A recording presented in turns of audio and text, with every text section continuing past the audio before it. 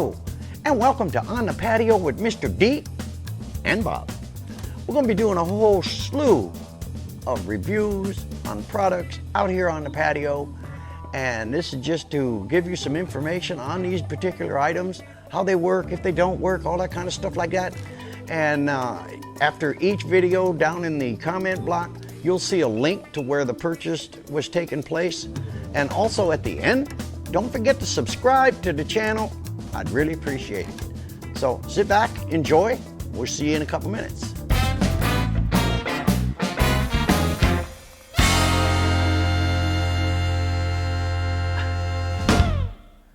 Good morning, and welcome to the patio. Hey, Irma's just a day away here. You know, I'm on Florida, but we're prepping out. We're getting all this stuff done. But I wanted to talk about a nice transition when you want to up your game a little bit, and it has to do with your matte box. Now, as you can see here, this is a $20 matte box, and it's worked for me for a long time, but it didn't give me the contrast I was looking for and all that kind of stuff like that there. So what if you go from this to that? Today we're going to talk about and review the Kamerar SOCOM Compact and Creative Matte Box Max 1 with Donut. Now, this thing is excellently built. It's got great quality. There's not a lot of reviews on it. I saw one YouTube video on this particular thing. We're going to walk through this and put it together for you and mount it up on the rig and show you how it all works. So, hey, we'll be back in just a few minutes. Okay, so out of the box you get this excellent matte box. It's a combination of plastic and metal. You get the mounting system here, which I've already mounted with the 2 Allen head screws. You get the top brow, the 2 French flags, and this exceptional donut. And I'm going to tell you why it's exceptional in just a couple minutes. But one of the things I was looking for when I was looking for a matte box, I don't like having to change out those neoprene rubber, whatever they call them thing, round donuts. I want something that's universal. So that was a big selling point for me, was this little donut right here. That thing will stretch all the way around this, but it'll stretch around the biggest lens, pretty much biggest lens that'll fit through that hole, and knock out all light. So that's an excellent, excellent deal there. So to put this thing together, it really wasn't that big a deal. So I'm gonna go ahead and get things started for you and get it put up. What I did a little different here is I put a small piece of Velcro right here and one up on the top one. So when I get it adjusted out, it won't move around. But to insert it, you just drop it into place, make sure it's loose enough, and then put it into the slot and cinch it down. And that's all there is to it. You can adjust them on the bottom here, just loosen this, and you can see it freely adjusts. I'm going to put the main, I guess we'll call it an eyebrow, up on top. Same process. Get it, lock it into place. Its tightening area is right here. And then lastly, putting the other French flag up, lock it into place.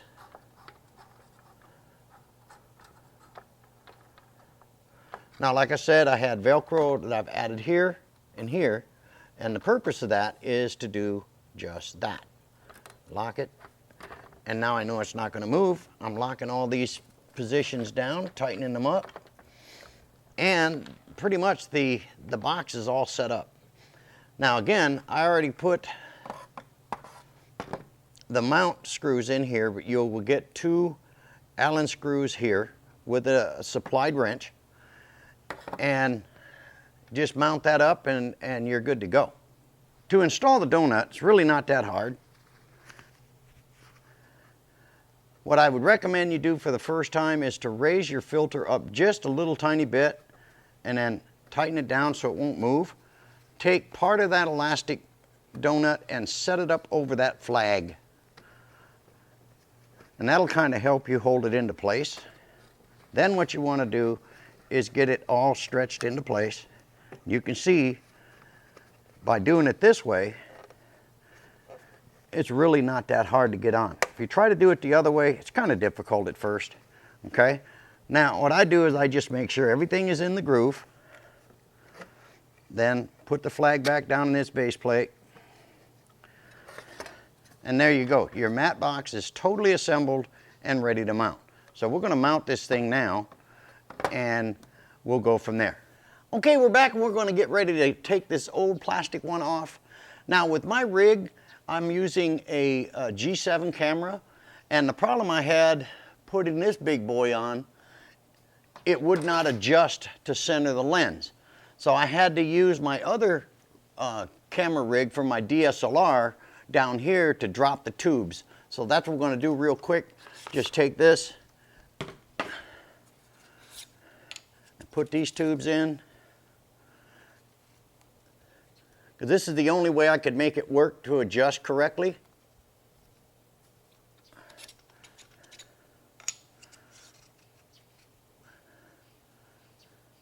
Okay, I got them where I want them to go. Then you just basically slide your matte box on,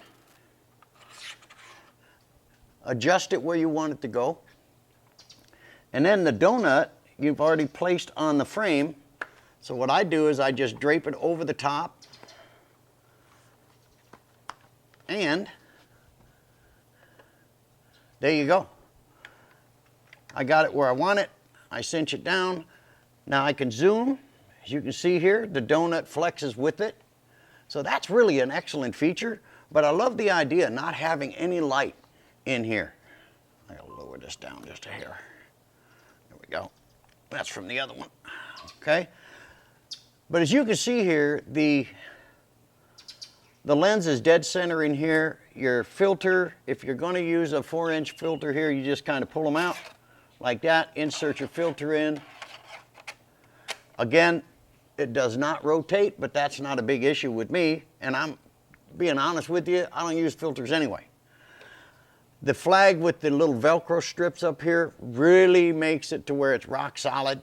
But the contrast on this, the additional contrast you get by using this matte box is phenomenal. So as you can see, easy to install. The only difficulty I had was because of my rig, my tubes were way too high. They were way up here, and there was no way I could adjust the box. So what I did do was I was able to use my DSLR tube rig and mount my camera rig up on top and then be able to do it like that. So it worked out really, really well. So there's the matte box here. It is a phenomenal matte box. I'll put a link down below. I got it up on eBay, and I got it for everything with the donut was $139. If you want to up your game and go from this $20 matte box to something that actually knocks the light out and gives you a more professional look. But for me, it was for functionality. Gives me more contrast on my shots. So as you can see here, this matte box is really, really phenomenal. Well constructed. Love the French flags. Again, they're adjustable. I put Velcro tabs up here, but I just break it loose if I want to change the angle. It'll do exactly what I want it to do. Adjust the light, how much light I want to come in. So that about wraps it up with the Kamerar Matte Box Plus 1 with donut.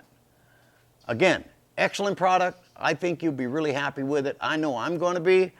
I've had this little plastic $20 matte box for, a long time, and I shot a lot of video with it, but it was time for me to step up my game.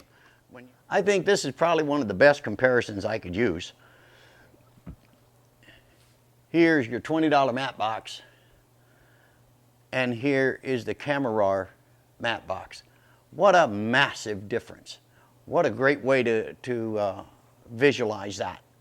So it's definitely time for me to retire my $20 matte box, and I've definitely stepped up my game, but kept it within the budgetary constraints that I had put on myself. And I went with the Max 1 matte box from Kamerar, and I am totally pleased with it. It's not real heavy, made of high quality material. What else can I say? This thing is the bomb, guys. Give it your consideration. Again, I'll leave the link down below so you can check it out. So from here at On the Patio with Mr. D, see you next time.